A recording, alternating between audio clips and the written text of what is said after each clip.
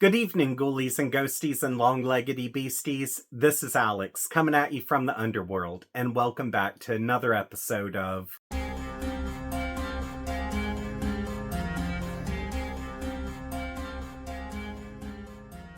Once again, it's that wonderful time of year when I start to review Halloween-themed horror books. So for that reason, I'm putting that huge-ass TBR pile that I had constructed about 7 months ago on the back burner so I can indulge in my favorite holiday. And yeah, I know we're already in the month of October. It's already about 2 weeks in, so yeah, obviously things have been hectic, but I do plan to review all of the books that I've selected for this year. And if I happen to go over a little into November, then so be it. But to start off everything, this weekend I'm reviewing the folk horror novella called Halloween Fiend by C.V. Hunt. Now, before I get started, I would just like to note that I had been looking at this book for a couple of years, and while it did provide me with the escapism I needed, it honestly wasn't what I expected, because I thought this was going to be a splatterpunk book and it was just going to be relentless and brutal, but instead I ended up getting what felt like a comfy, cozy Halloween story that could have been suitable for young adults had it not had all of the F-bombs. Nonetheless, at the end of the day, this is a horror book. And even though we are spared of scenes that regard gratuitous violence, there are moments that do have animal sacrifice. And even though these moments really aren't described in fine detail, if you have a vivid imagination, this might not be the book for you. Guess what? God damn. Carrie, you see I'm busy. You see I'm in the middle of a book review. Also, I just don't have it in me to take your Halloween pranks this year. What do you want? No pranks. Just a kiss. What kind of kiss, Carrie? Just a Halloween kiss. Is that all? That's all. Well, all right. Yeah. All right. Pucker up.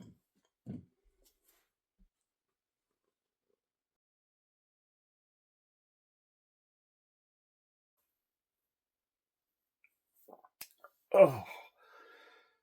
Ooh. So, while Carrie's crapping out his teeth, I would just like to note that I buddy read this with my good online friends Hanny, Blake, and Nisa, as well as my good friend Tammy, and we collectively felt like this book had its pros and cons, which I'll get to that in a little bit.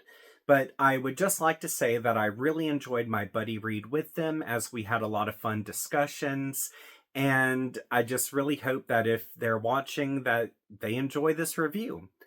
But without me rambling on any further, let's head off to the town of Strang and see why its residents dread the night.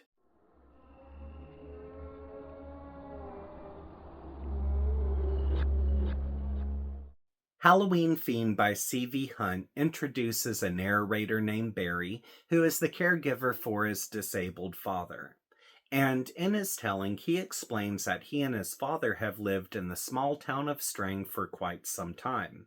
But unlike other small towns that are quaint and quiet, Strang was actually built around a bloodthirsty creature that locals have come to call Halloween. As the plot thickens, it's revealed that Halloween comes out every night and trick-or-treats the dwindling population of Strang, but instead of it wanting candy, it requires blood. And even though throughout the year smaller sacrifices are enough to quench its thirst, on All Hallows Eve it requires the blood of a human being. Which, to determine who the sacrificial lamb will be, locals hold a lottery on this day, where one unlucky person will receive a dot that will mark them as Halloween's next victim.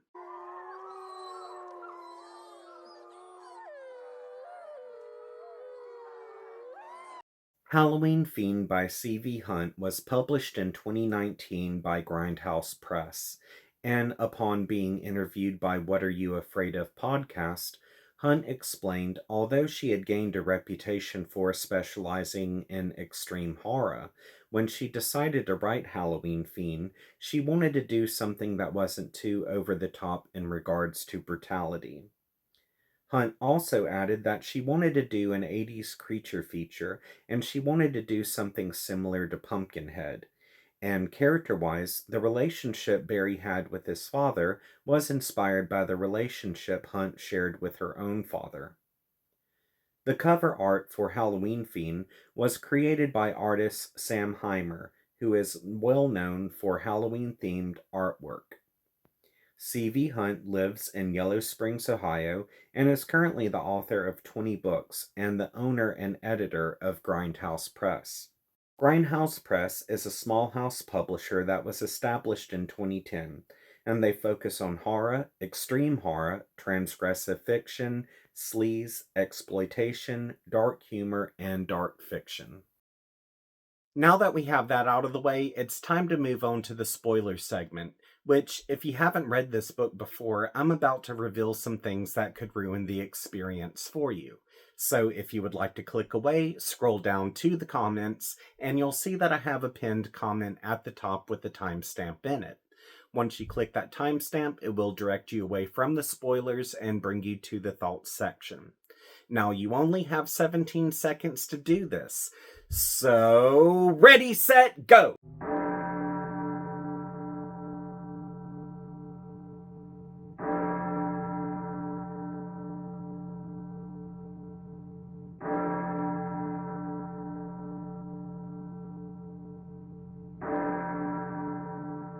Since everyone's had the opportunity to click away, I would like to talk about a few of my favorite moments. First up is the scene when Barry sees Halloween for the first time. Now, leading up to this, it had been established that Strang was a small town that only had 100 people, there were no children, and because of it being on the verge of becoming a ghost town, no one ever moved there. Also, it's revealed that since Halloween terrorizes the residents of Strang, every night they leave Halloween sacrifices while they stay locked behind closed doors.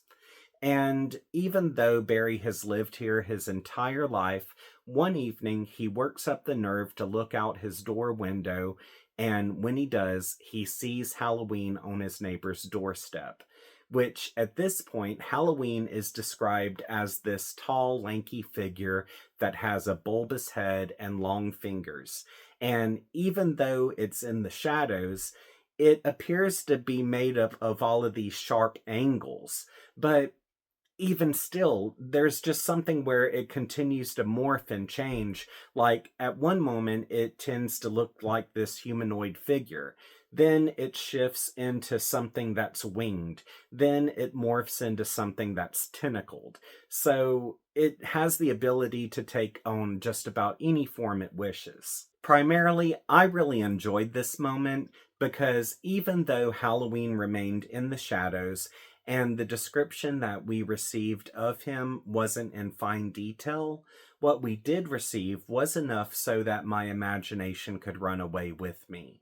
And even though we do eventually receive a description of Halloween's final form, I do feel like its shadow description was more intimidating because it allowed me to feel a deeper level of mystery and suspense. Also, even though I feel like Halloween was intended to pay homage to the classic monster known as Pumpkinhead, unfortunately, once I made that connection, I couldn't unsee the antagonist as anything more than a talking version of that iconic monster.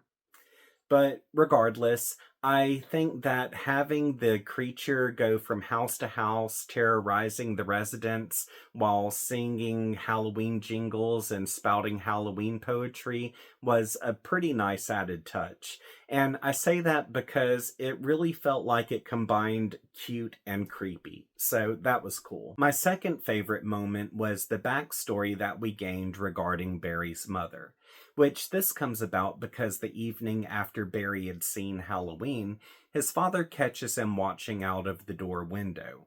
And upon him realizing that Barry's trying to catch another glimpse of the creature, he warns Barry to let it drop or he'll end up like his mother. From there, it's revealed that Barry's mother died on Christmas Eve, and prior to her death, she had been very adamant on trying to convince Barry's father to get them all the hell out of Strang. But unfortunately, her pleas fell on deaf ears. So, this one particular year, after All Hallows Eve came and went, she decided to put out her Christmas decorations.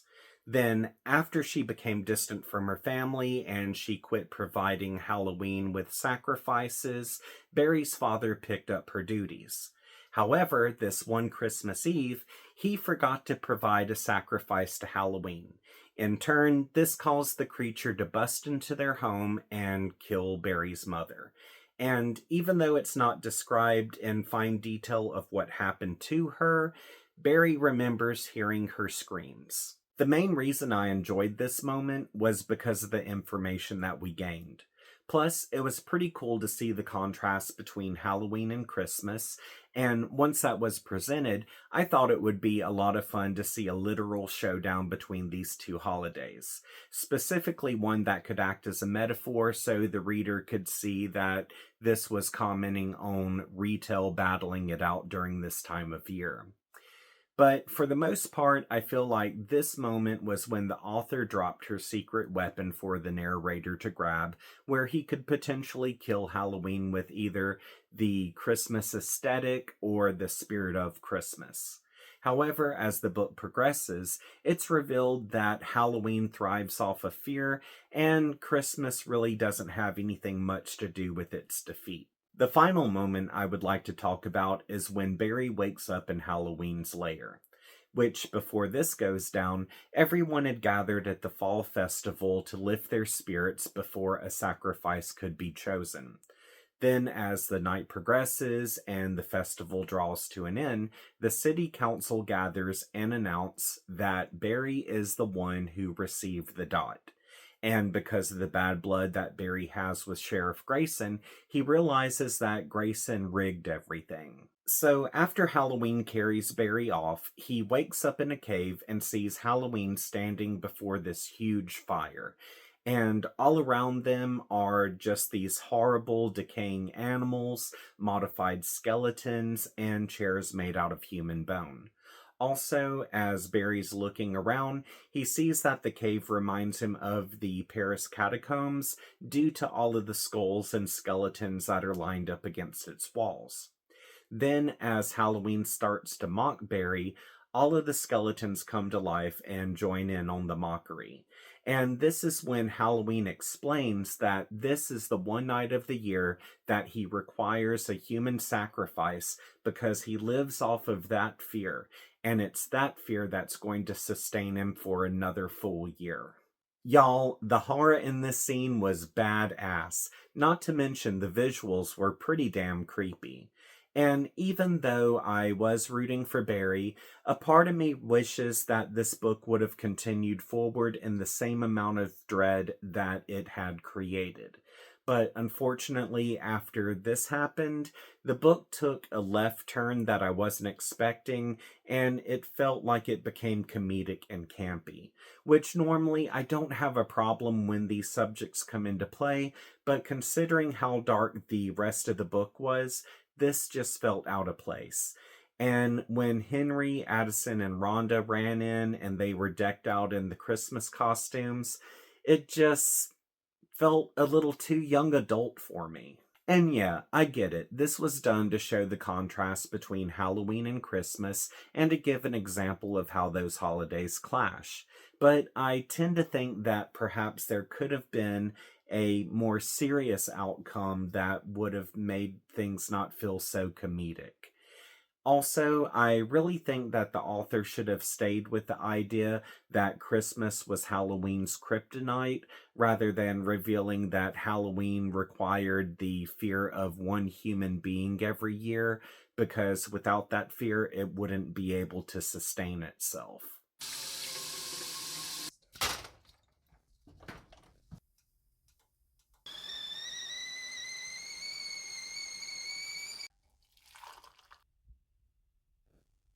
I would like to take this opportunity to bitch about Sheriff Grayson.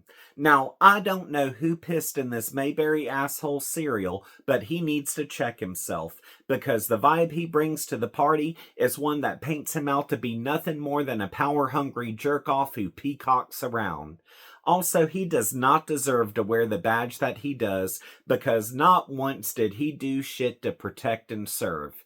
As a matter of fact, the book never even alluded to him trying to kill Halloween or find another solution to appease the damn thing, rather than sacrificing some poor bastard who couldn't chase tail after nightfall. On top of that, he was all bark and no bite, which I say this because when the three misfits showed up looking like bad North Pole cosplayers, it revealed that they did very little to hand him his ass. Not to mention, he did not make a smooth exit when he was confronted by what he saw in the cave. Hell, all he did was just piss himself and haul ass.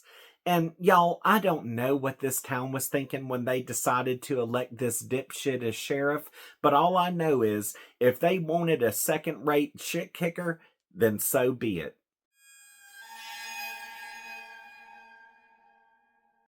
Halloween Fiend by C.V. Hunt is a folk horror story, and had it not been lightly seasoned with F-bombs, I feel like this could have been suitable for young adults, as it didn't have any gratuitous sex or violence.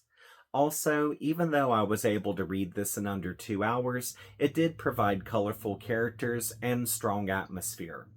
Aside from that, it did present quite a few themes, some of which include traditions, small town life and wanting to leave home, holidays, and adapting to a daily routine. Character-wise, Barry was the only one who I connected with, and I think the main reason why is because he so desperately wanted to leave town, but he couldn't due to lack of resources and having to care for his disabled father. Which I feel like this is a prime example of how you just can't pick up and go, even though you might desperately want to. Aside from him, I feel like a lot of the other characters were simply created just to get us from point A to B, especially when it came down to Janice, Rhonda, and the carnival workers. Also, I really wish we could have got a more fleshed out subplot with Rhonda, because I think that could have made the potential relationship that she could have had with Barry a lot stronger. While on the subject of characters, I feel like the antagonist known as Halloween started off interesting and creepy. And this was mostly because he lurked around in the shadows, and he was this shape-shifting monstrosity that was trying to get into Barry's house. Not to mention, he would always spout these really cool Halloween poems or jingles. But unfortunately, once Halloween was revealed in his final form, I couldn't unsee him as being anything more than Pumpkinhead's distant cousin who had the ability to talk. And once that happened, the scare factor somewhat decreased for me. Normally, I don't talk about this subject, but I feel like I should note that Hunt shines her greatest when it comes down to building a scene. And because of how she painted this barren atmosphere, I felt like I was actually in a town that was one step away from becoming a ghost town. And I do feel like because of her descriptions of Strang and just the fall vibe that she brought, that it did make me feel like I was just a few days away from the holiday of Halloween. So, because of that alone, this book did put me in the Halloween spirit. Theme-wise, the main focus of this work regards tradition, and such as what the horror genre has taught us in the past, tradition isn't always a good thing. With that in mind, this book presents a scenario that's similar to what we saw with Shirley Jackson's classic The Lottery, where its townspeople are forced to participate in a drawing.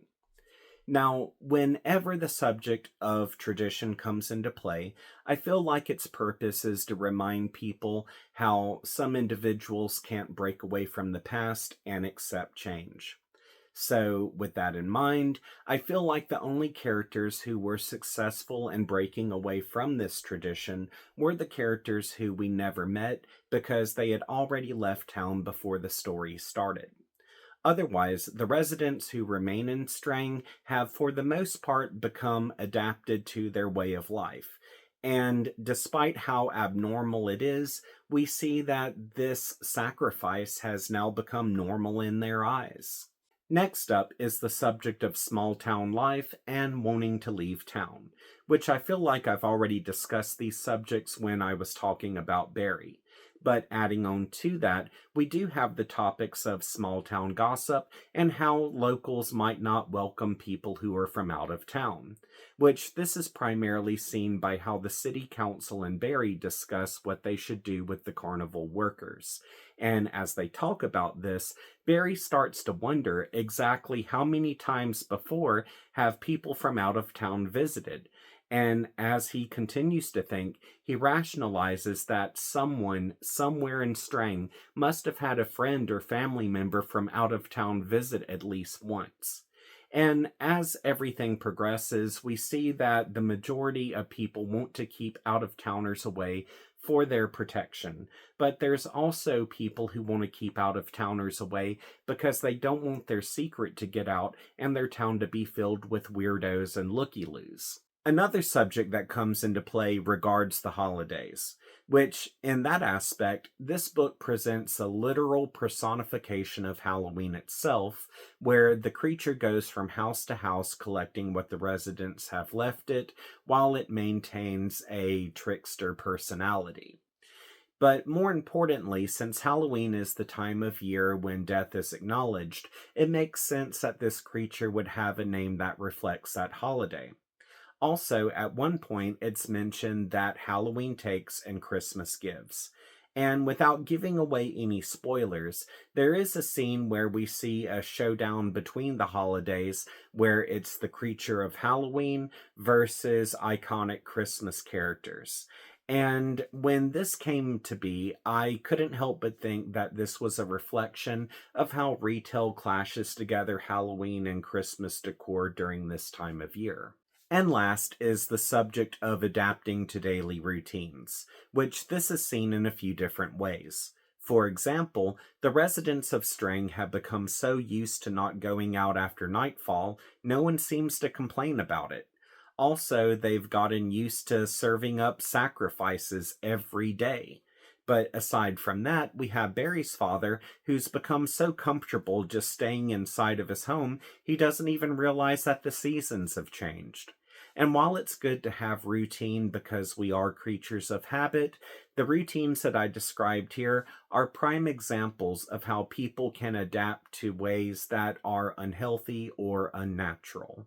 Overall, Halloween Fiend didn't scare me, creep me out, or gross me out. But it did put me in the Halloween spirit, and I was entertained. Halloween Fiend by C.V. Hunt is a quick read that feels suitable for young adults. That is, if your young adult is already acquainted with the F-bomb. And while Hunt does a superb job of creating atmosphere and fun characters, I do feel like the subjects that were visited in this book had been done before, and I don't know if this was the author paying homage to those subjects or if it was just a coincidence that they matched up with other titles. But at the end of the day, I don't feel like this is a bad book, but at the same time, I don't feel like it's an outstanding book.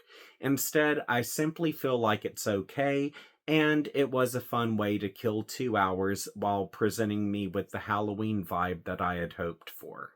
Now that we're at the end of this video, I would like to say thank you to these amazing people for contributing to my Patreon account. As you can tell, some of the names listed here are creators, so be sure to check out their work. And if you would like to contribute to my Patreon account, I have a link available in the description section of this episode, where for $5 a month, I'll give you a shout out at the end of my videos. And if there is a certain profession you would like for me to tie to your name, just let me know and I'll do that. Also, I do have a $10 tier available, where for $10 a month, I'll still give you the shout out as you see here, but I do creepy photography on the side, so at the beginning of every month, I send out one of my creepy photos. From there, you can print it off and do whatever you like with it. So if you're able to do this, that's awesome. If not, no sweat. I just hope you return to this channel so we can continue to have a good time together. Also, if you would like to hunt me down on social media, links to my Facebook, Threads, TikTok, and Instagram is available in the description section of this episode. And if you have not subscribed to this channel, be sure to subscribe and click that notifications bell because I have more videos coming in the near future. So until we see each other again, I hope you have a great week and sweet nightmares.